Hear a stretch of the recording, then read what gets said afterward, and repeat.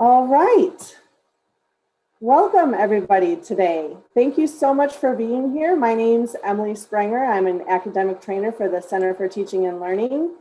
And before I get started, I do want to say a thank you to Dr. Edward Maggio, who has originally connected me with our guest speaker today. So we appreciate you, Dr. Maggio, and providing us this opportunity. I'm very excited that we're able to have our guest speaker present today, and I feel like it's a great opportunity for our NCU community at large. We have Dennis Keiki Bumpy Kanahele, who is the head of state for the Nation of Hawai'i, and he is going to be presenting his first webinar today. He's actually coming back to join us in June as well. His first webinar is going to be the Independent and Sovereign Nation State of Hawaii, History and Progress. And just a couple of housekeeping things. Keep in mind that this is being recorded, and I'm going to post it in our CTL LibGuides webinar page for those of you who wanted to tune in and maybe couldn't be here with us at this time of day. And Bumpy has mentioned that you are welcome to ask questions in the Q&A. So please post any questions there, and hopefully we'll have some time to answer some questions at the end. And our chat is open as well too, so feel free to have conversation in there. And without further ado, I am going to turn this over to Bumpy Kanahele. Okay. Hi, aloha. My name is, let me give you my Hawaiian name, Pu'uhonua, Dennis Bumpy Kanahele, middle name Keiki. It's also, I'm glad to be here. Thank you, Edward, Dr. Edward Maggio for setting up things. And you, Emily, thank you. NCU and Claire DeMarco, thank you for helping, put this together as well. Aloha. I got so many areas I want to start from. I just want to bring to you to light the history that we have in Hawaii. That's it's pretty interesting history. When I first started and I learned about, my rights as a Hawaiian and even rights of indigenous peoples and native peoples, it only made me get deeper and actually feel what I was doing, not just reading about what I was doing, but feeling what I was doing. And so, it's been a hard thing here in Hawaii because as time goes by, we learn more, at least from the ones that are still alive, as to what really happened to the Hawaiian people. And so we put together a PowerPoint presentation that I wanted to start off with. For those of you that did not know about Hawaii's history, there was an overthrow in 1893, and that overthrow, prior to the overthrow, is a lot of history of colonization, of the destruction of our sophisticated language, culture, and religion.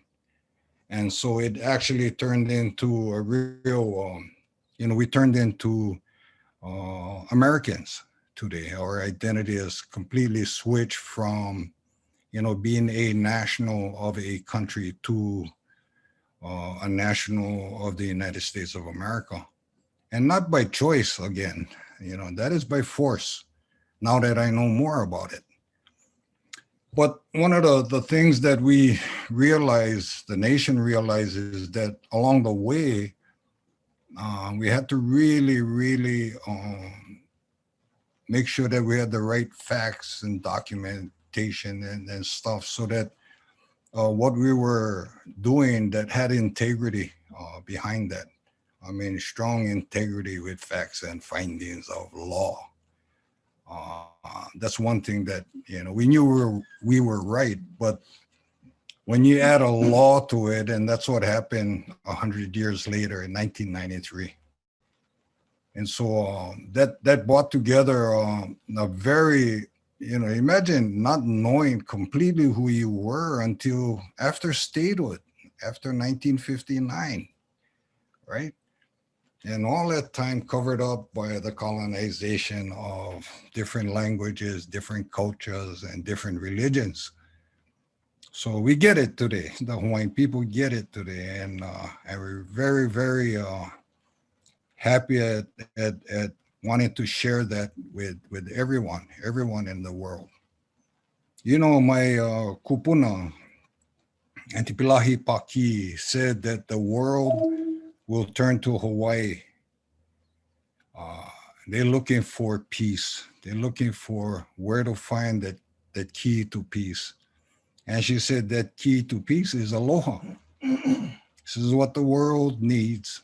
And this is what Hawaii and our movement is all about. It's not about just restoring a country long overdue, but it's also about restoring aloha in the world.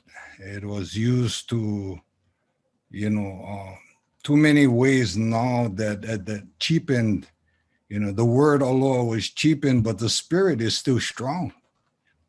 You can't take that away. So, we, the Hawaiian people, have to learn a win-win way to make it work, to finally restore our independence of Hawaii. But yet, with all that has happened in the last, 150, 200 years, how do we solve that issue, that problem? How do we solve the land tenure system, which was communal and turned into private and public lands, government lands? How do we do that? And the nation, I think the nation has found a way. And along the way, we'll share and discuss that with you folks. So with that said, I think I want to go into our PowerPoint presentation and share a little about Hawaii and our history, our past. And we'll start off with building for the future, Nation of Hawai'i. Rich ancestral knowledge and pristine environment in a geographical setting. Let me see, I get that. That reminds us of the beginning of the earth. The Nation of Hawaii is an evolving group of nationals sharing a common decent history and above all, a common love for peace, equality, and independence. The Nation of Hawaii's deep history manifests the process of biological evolution plus cognitive revolution from which humankind emerged, the Kumulipo. So in the beginning, prior to the arrival of the first Europeans in 1778, the native Hawaiian people lived in a highly organized, self-sufficient, subsistent social system based on communal land tenure with a sophisticated language, culture, and religion. And this was set forth in the first whereas clause of the Public Law 103-150. And as you can see, we've had ali'is or kings. We've had treaties which started, in the 1820s with America. Treaty with Great Britain, treaties with France, treaties with Denmark, Hamburg. And then in 1848, this is kind of where the communal land tenure system deteriorated. It started to diminish. And the nationals or subjects of our country at the time, their rights were basically subject to native tenant rights now. The Great Mahele was also the land divisions.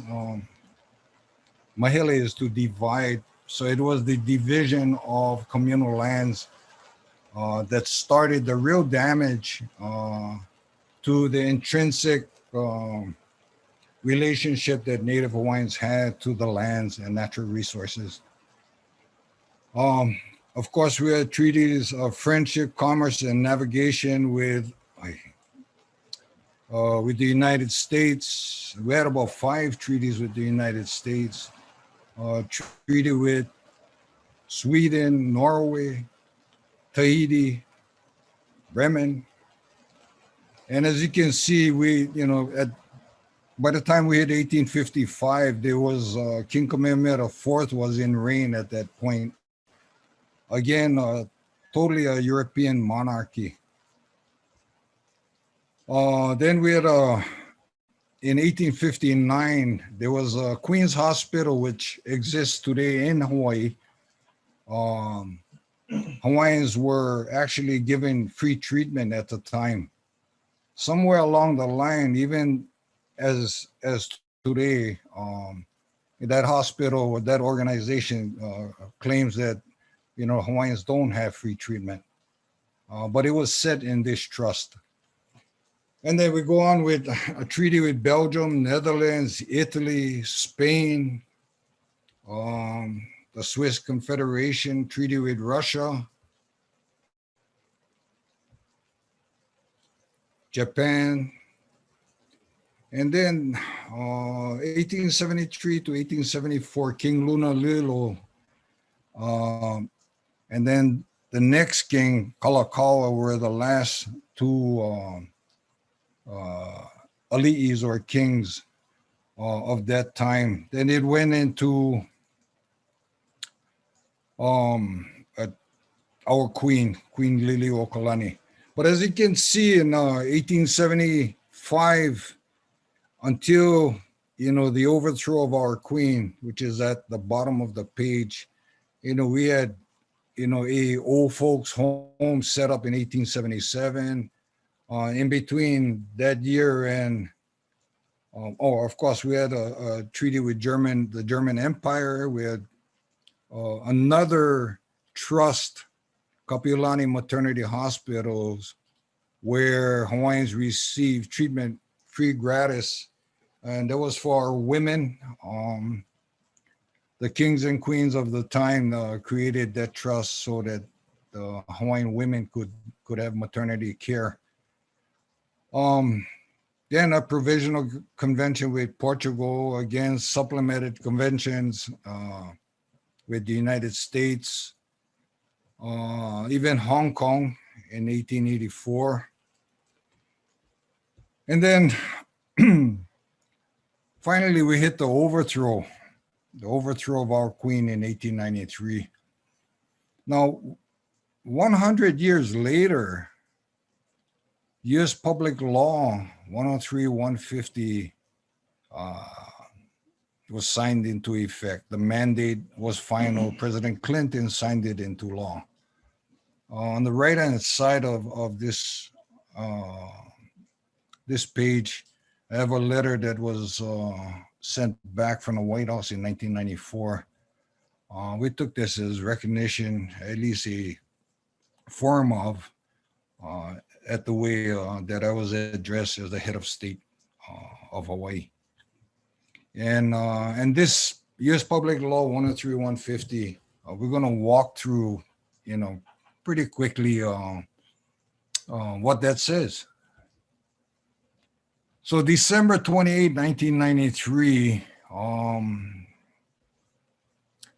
Governor Waihee created a 21-member Sovereignty Advisory Commission, and he formally invited Professor Francis Boyle, University of Illinois, to give his legal opinion on the apology resolution.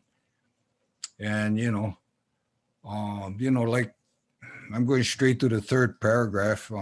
When I read the public law, Francis goes on to say, for the first time, the first thought that occurred to me is now, after 100 years, the United States government has finally and officially conceded as a matter of United States law that the Native Hawaiian people have the right to restore the independent nation state that you had in 1893 when the United States government came and destroyed it. Also, as a matter of international law, the Native Hawaiian people have the right to now go out and certainly proclaim the restoration of that state. I'm not talking about the state of Hawaii as part of the United States of America. Rather, I'm talking about an independent state under international law and ultimately a member of the United Nations and other international organizations. And so, in reading through the public law, it's important to remember the whereas clauses. The clauses are official findings and fact of law by the United States Congress. Findings by an all state and federal courts here in Hawaii. The court and judges are bound by these findings of fact. They can no longer be contested or denied. The United States is stuck with them. And this is, this was the professor's straight up opinion on just what this law did, what this law means to Hawaiians, should we decide to take that step. I read that from the beginning as we opened up this PowerPoint presentation, but the first whereas clause talks about that.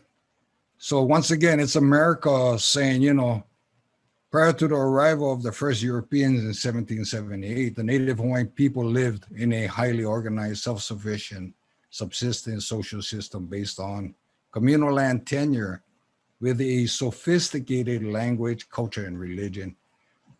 And that is, who we were prior to colonization, prior to the destruction of our culture, of our language, and of our religion. And he goes on to say, about that is, I was one of the members of that commission. So I worked for the state during that time that Professor Boyle came here to the Hawaii. In fact, I was the contact for that communications with Professor Boyle. And we became good friends ever since. We've been friends for, over 28 years now. But he had given us at the time very, very good insights as to really what this law was all about. Whereas findings and fact, the unified monarchical government of the Hawaiian Islands was established in 1810. First King of Hawaii, Kamehameha. And whereas from 1826 to 1893, the United States recognized the independence of the Kingdom of Hawaii. Whatever happened to that stuff? Whereas, the Congressional Church, United Church of Christ, through its American Board of Commissioners, Foreign Missions, sponsored and sent more than 100 missionaries to the Kingdom of Hawaii between 1820 and 1850. They're admitting to us as to their participation in the destruction of our culture, our language, our religion. Whereas on January 14, 1893, John L. Stevens, the U.S. minister assigned to the sovereign and independent kingdom, conspired with a group of non-Hawaiian residents of the Kingdom of Hawaii, including citizens of the U.S., to overthrow the indigenous and lawful government of the Hawaiian people.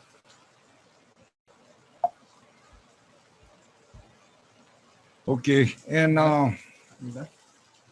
so on whereas clause 6, it just goes on again to, like, in pursuance of the conspiracy to overthrow the government, the U.S. minister and the naval representatives caused an armed naval force of the U.S. to invade the sovereign Hawaiian nation, January 16, 1893, and to position themselves near the Hawaiian government buildings and the Iolani Palace to intimidate Queen Liliuokalani and her government. And so basically an act of war against a peaceful, friendly nation occurred at that moment. Whereas on the afternoon, Committee of Safety, representing American, European sugar planters, descendants of missionaries and financiers, deposed the Hawaiian monarchy and proclaimed the establishment of a provisional government.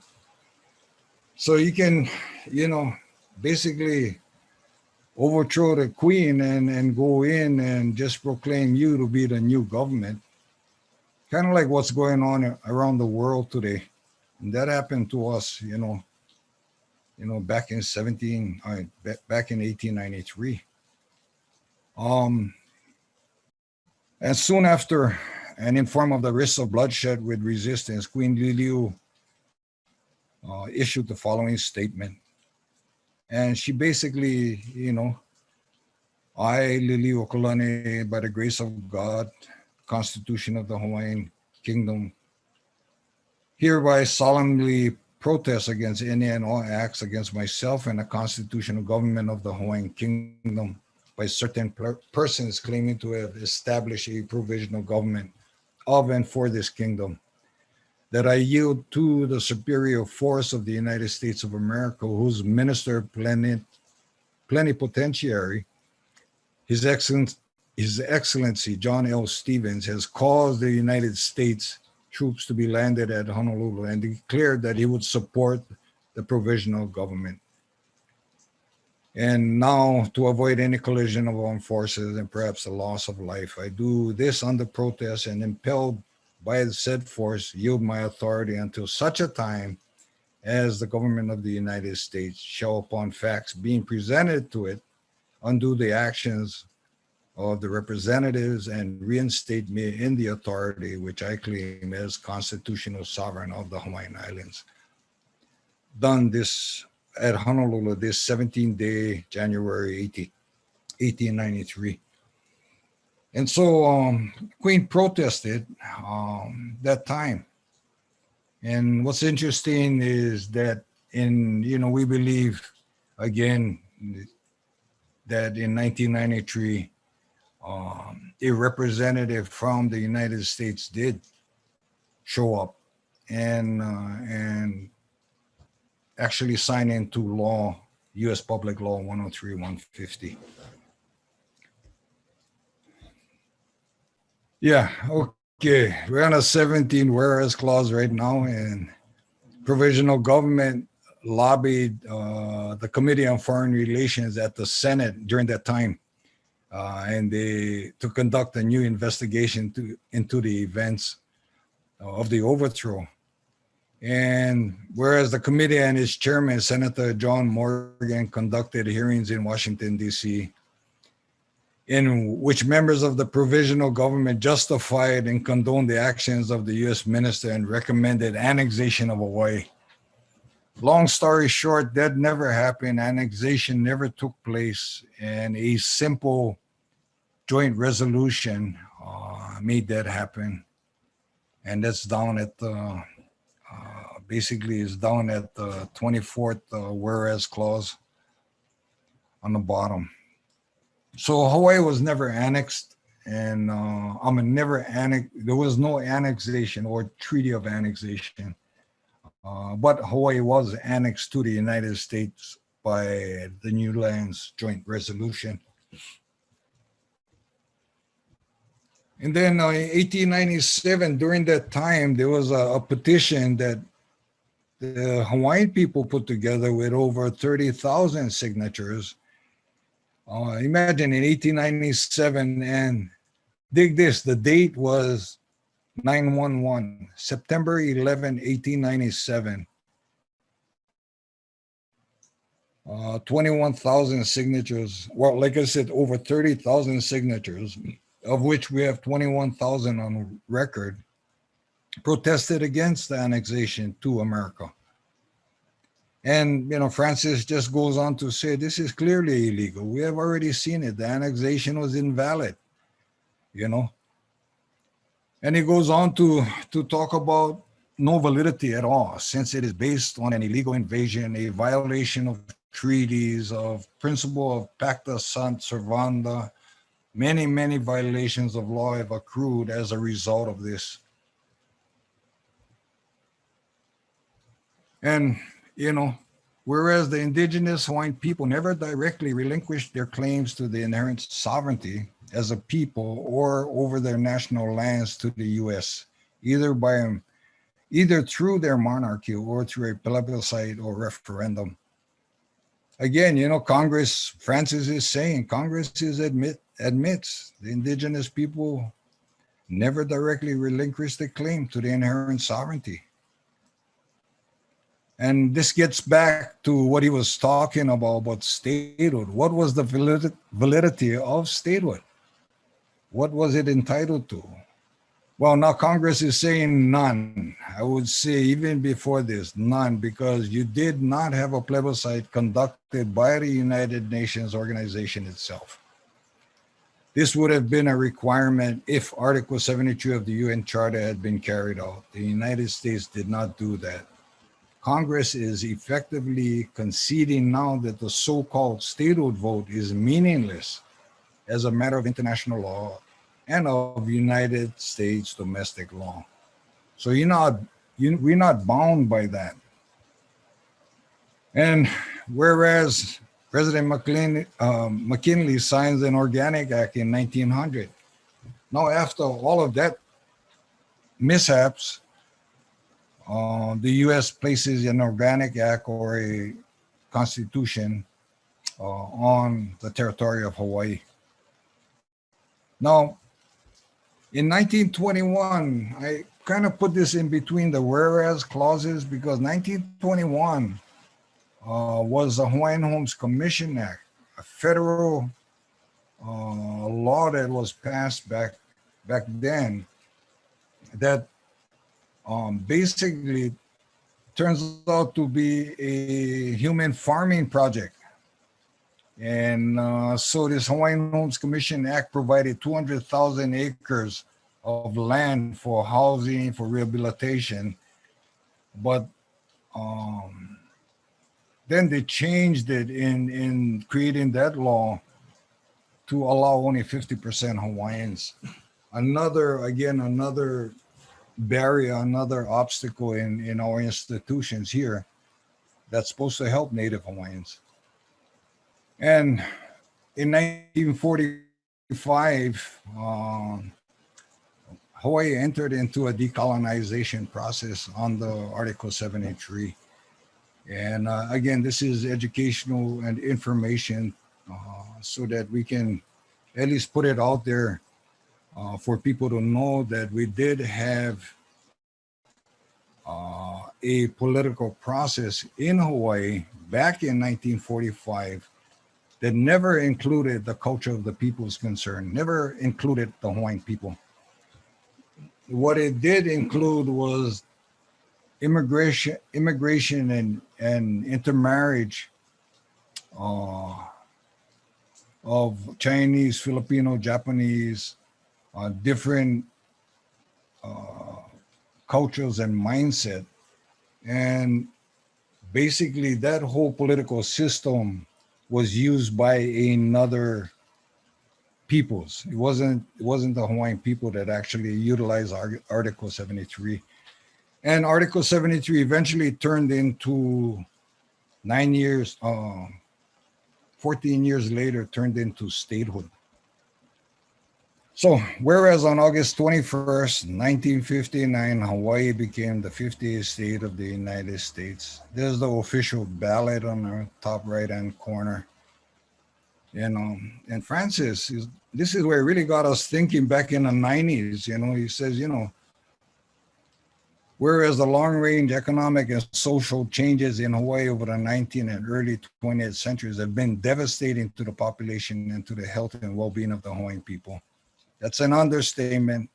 The Hawaiian people have been subjected to the international crime of genocide as determined and defined by the 1948 Genocide Convention and the 1987 Genocide Convention Implementation Act, the Proxmire Resolution. And it's clear. Having argued genocide myself, and this is Francis talking, to the International Court of Justice, and having convinced them that genocide is on in Bosnia-Herzegovina, I submit there will be no difficulty in convincing the World Court that genocide has been practiced by the United States government against Native Hawaiians. Now, that is bad enough, but where does that lead you? I suggest where it leads you is back to the creation of a state. One of the few and only protections, and this is one of the things I really hit home for me.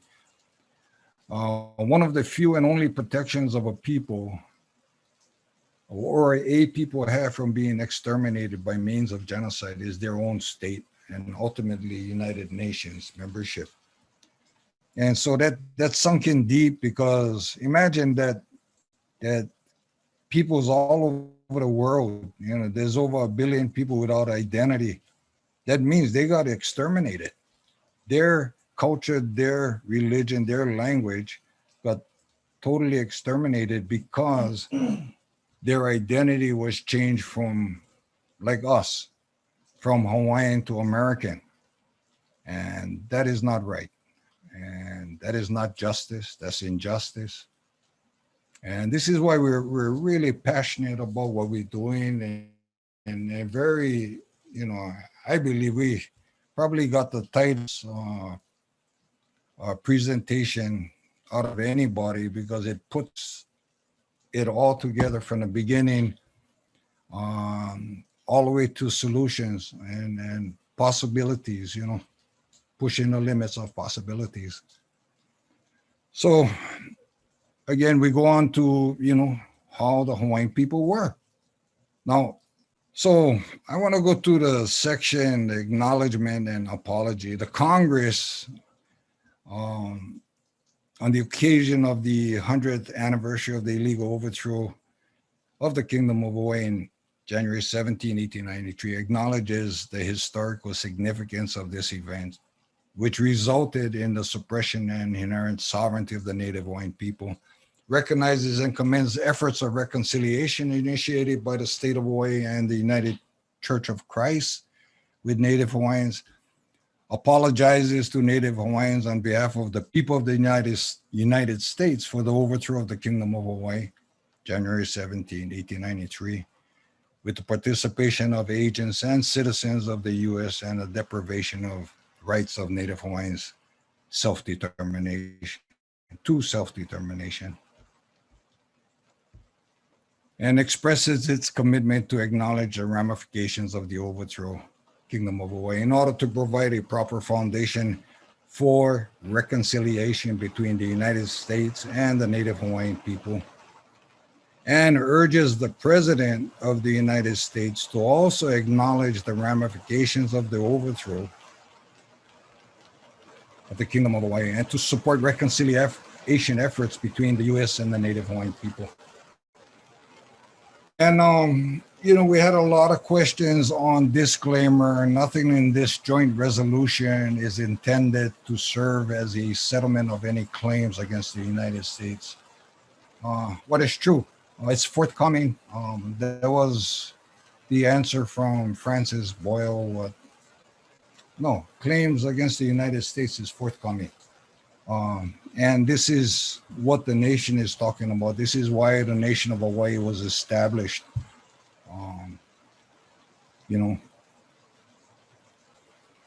And basically, in '94, Francis Boyle gave us, kind of like a roadmap on how to set up our country, how to create a constitution. And imagine, I'm working with elders, 27 years ago, working with elders that are in their 70s, 80s, and 90s.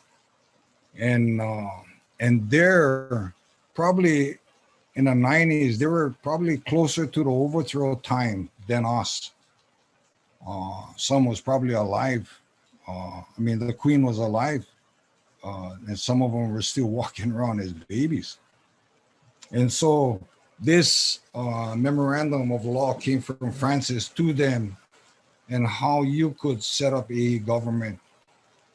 And so, the Nation of Hawaii Constitution was created, utilizing this memorandum, which basically said, you can build your government in such a way where, the Kupuna would be, the elders would be on the top, and the makua, the next generation below, would be doing the work. It would be doing all the hard stuff. And then the opio would be walking in place. But the way the nation here helped us was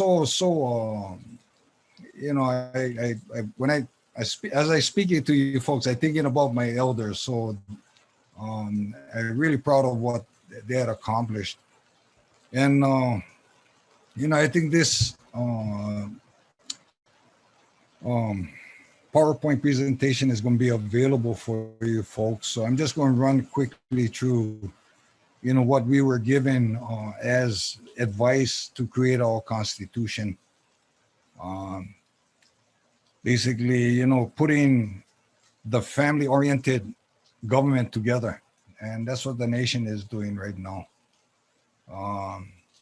We decided in the Kupuna Council, the Elders Council, we decided to keep the judiciary for Hawaiian only, but it would be oversight, or the judges would basically be elders. And that is how we see the sustainability in the Constitution that was created, the Nation of Hawai'i Constitution. So we're kind of excited for that. I know it's a lot of stuff that I'm talking about and bringing up, but we have over 35 years of doing this, a long time, and excited every day ever since. So basically, Francis, we're still in touch with him. Whenever we get stuff that we may need his input, and we ask him questions and stuff. And this was in the front of the Iolani Palace. These elders in 1995 were basically representatives of different islands. You had Oahu with the yellow, you had Maui with the pink, and you had Kupunas from just different parts of the state or the islands, and I'm really proud of them.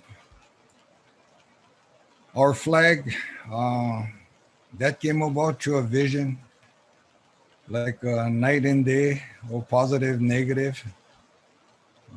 Gold was how precious the human life is.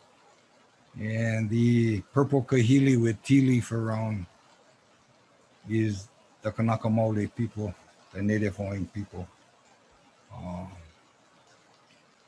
I want to go right back.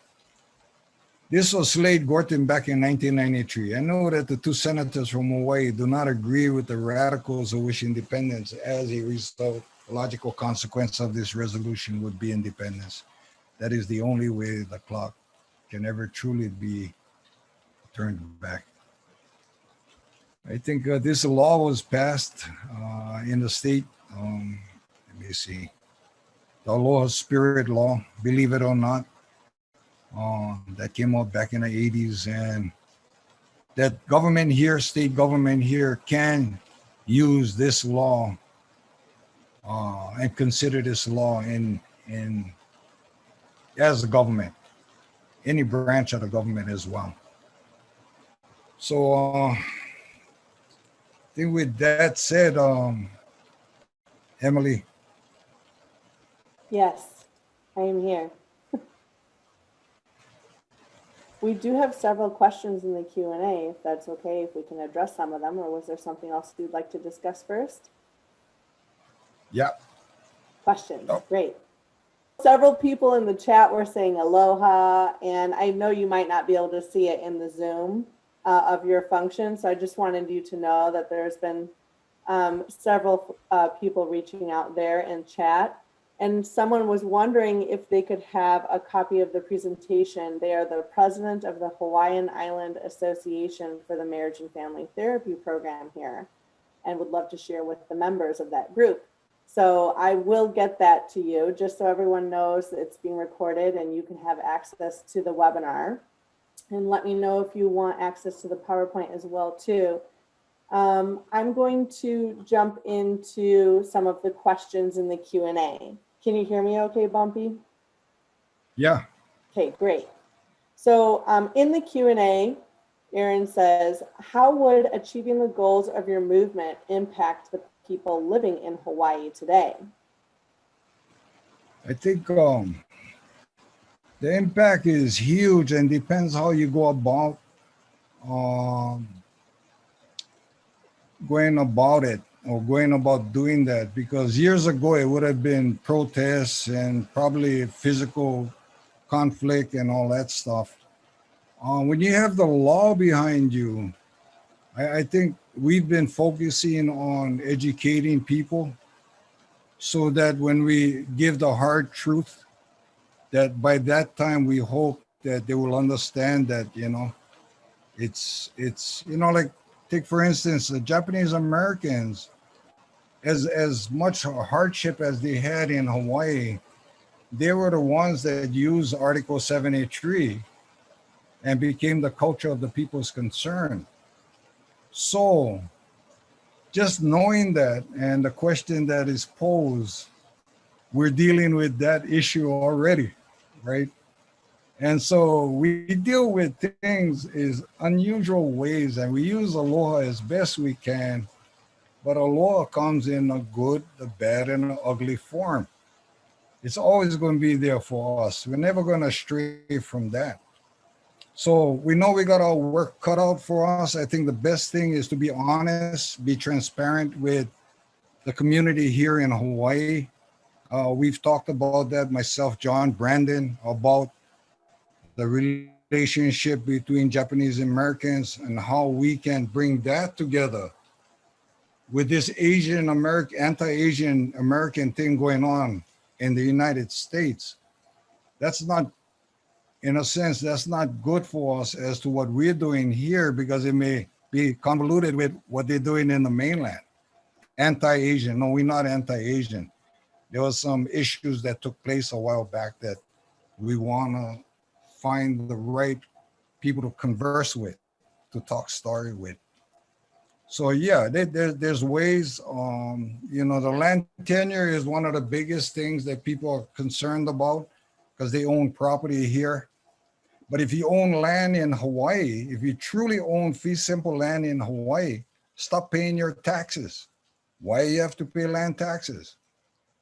Why? Because they're going to take it away. That's why. Simple. So it's not fee simple, it's the feasible fee. And Hawaii is the only state in the union that has two land tenure systems.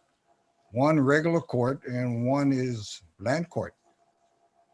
Of course, the land court is, of course, the manifestation of the guys that overthrew the queen and a mixture of that all the way till today. So they had to guarantee the land someplace. Why not put it back in the government that participated in the whole thing? And so when people buy land, the state can say, I got you covered. So yeah, I know there's a lot of those things that we got to solve in Hawaii.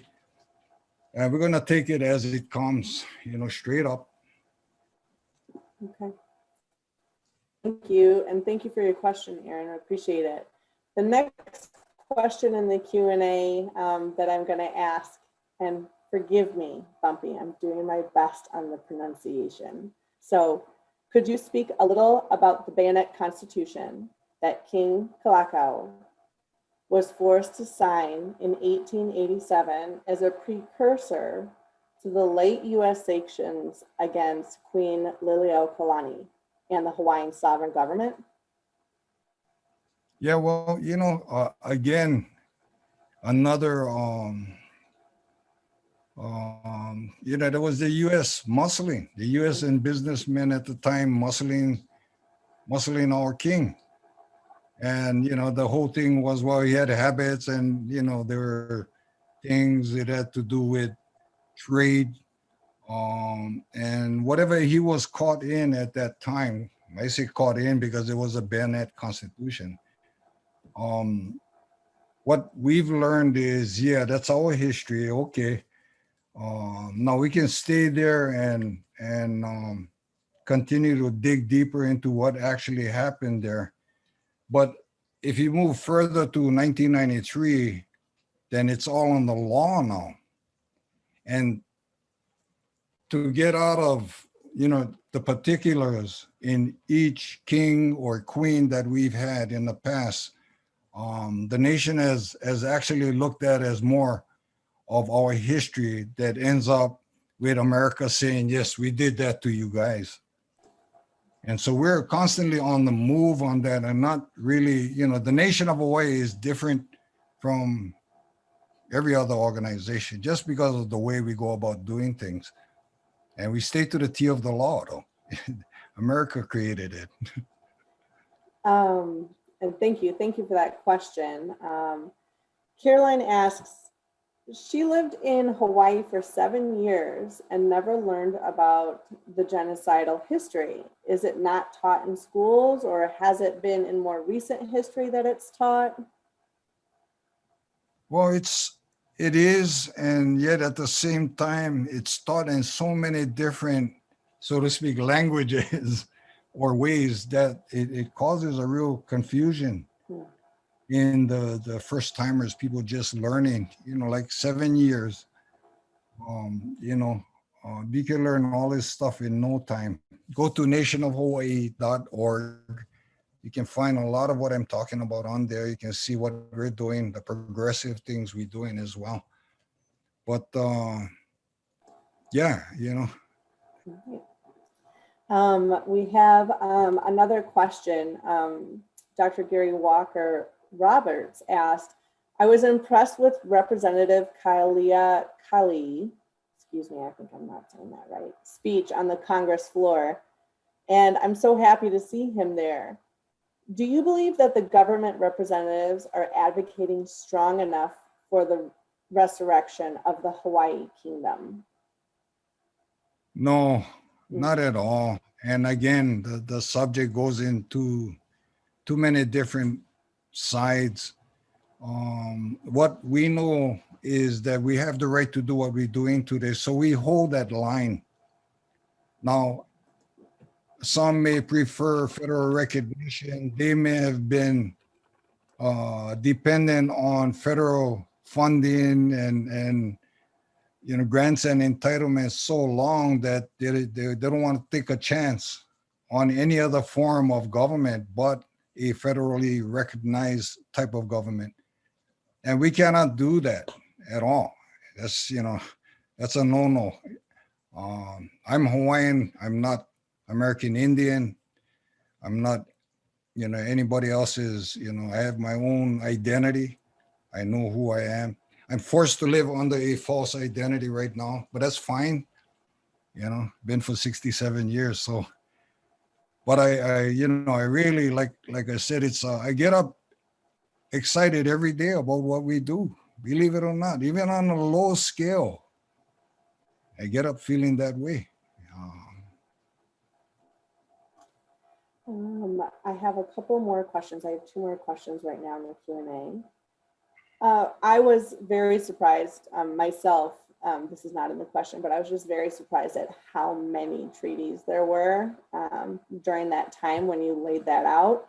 One of the questions Caroline asks in the Q&A, she says, these treaties remind me of the assimilation laws of Martin Luther, as well as tribal treaties on the mainlands that required all indigenous people to speak English and to assimilate to American cultures. Do you agree that that was something that was reflected in the treaties in Hawaii? No, it was straight up treaties. Treaties are friendship, commerce, trade and commerce, navigation, amity, straight up treaties. No other indigenous native people had that type of treaties with other countries in the United States, but the Hawaiian people. And it's not to say we're better than you as much as it's saying we're a little force that can help everybody else, because a law was given to us to say, this is what we did to you guys. We came over there, we beat you up, we took everything from you, and we made you Americans. And so, no, no, we had these treaties because we were, doing international trade even before we were founded. When there was only canoes, man, traveling the oceans. And, I see this, and I want to make sure I can get this question in. Well, there's a few more questions that have popped up, Bumpy, but I want to make sure I can ask this question. What can participants, such as us on this call, and others that will be watching later on, do to support the cause of the nation of Hawaii and your efforts? And it says from Edward, who put a smiley face. Oh, Edward, exactly what you're doing to help us is what we need help with, Edward. Thank you. Oh my goodness. The first thing, probably know us, know more about us. Go check it out. We've done a lot of stuff in the last almost 30 years. We have a land base that, no other organization in the movement has, and that we have. I mean, we pretty much had our way in how we went about creating these lands that we have today. I think that was the biggest thing that I wanted to say, that we're very unique because we're not afraid to go out and say, yeah, the Kupunas told us that people can come here looking for peace, man, world peace. But the key is aloha. And I think, as bad as the history we've had with America and what we've had with these corporations, the big five corporations that still exist here, sugar plantations and all that, the corporations still here. They never thought we would still be around, right? To have more education in the community, so that people can learn more about why are Hawaiians so, adamant about these things and all that. Or if you know nothing about what happened to us, you're probably going to say that, why, and so you have to be ready for that and support. I think one of the key thing is read up about us, learn about us, ask questions. You can find me on email, websites and stuff, and send messages and ask. And like I said, nationofhawaii.org has a lot of history. We've been around, we've been part of all the state and federal political processes in Hawaii. We've been a part of it. We wanted to get the bigger, broader community of Hawaiians. And there was always intervention by the government or government related support that would tear us up. And, it just gets worse and worse. So the nation decided to just be the nation then. We tried participating. We started before all of these processes anyway. In 1994, we proclaimed. So we just went back to that, and I think that's going to help us. It has up to this point, but it's going to help us even in the long run. I think we have time. We have about 2 more minutes left. So I'd like to try to get just a few more questions because they are just pouring into the Q&A right now. One of the questions is Hawaii going to give up statehood? Otherwise, what's the point of declaring sovereignty? Is a question. I think that will sort out itself when that time comes. It's the economic development that starts to take place in Hawaii. The tourists ain't coming back like they used to. They're not going to come here the same way without a lot of hassle. And that's rightly so.